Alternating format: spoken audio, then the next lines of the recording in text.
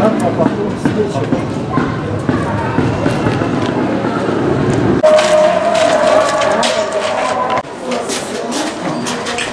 buraya bırakıyoruz.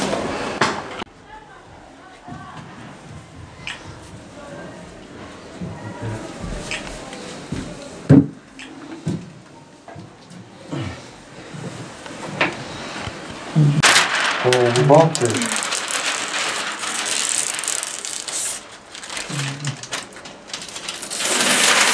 Bu kenarları basarsa sıkıntı olmaz değil mi?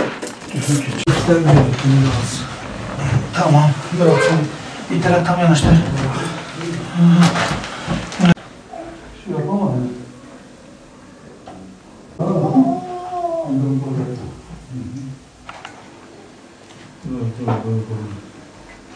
Hayırlar?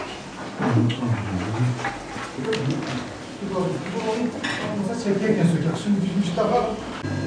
Nasılsın? Kim buraya çizdi? Buraya kim çizdi?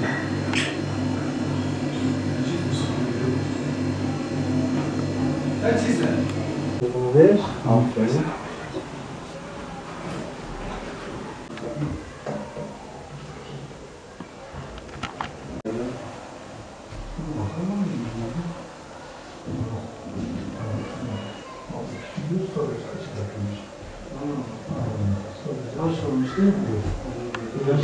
Evet, bizim bu mağdur ailemiz bize zaten müracaat etmişti. Biz geldik, evine baktık. Yani evi oturacak bir durumda değildi. Kapıları hepsi yıkık döküktü. Evin boyası yoktu. Ondan sonra hali yoktu. Oturma grubudur. Ve hiçbir şeysi yoktu.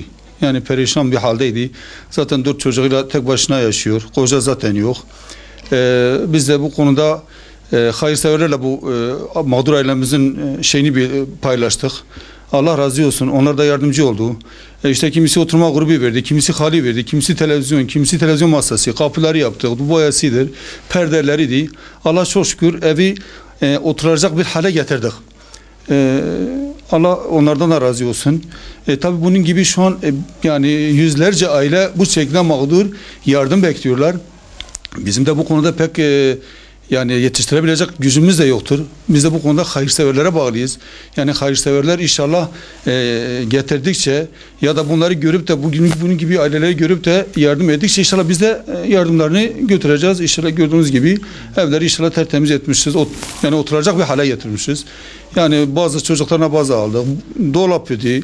Elbise dolabı var. Hasili Allah'a şükürler olsun ki evi oturacak bir hale getirdik.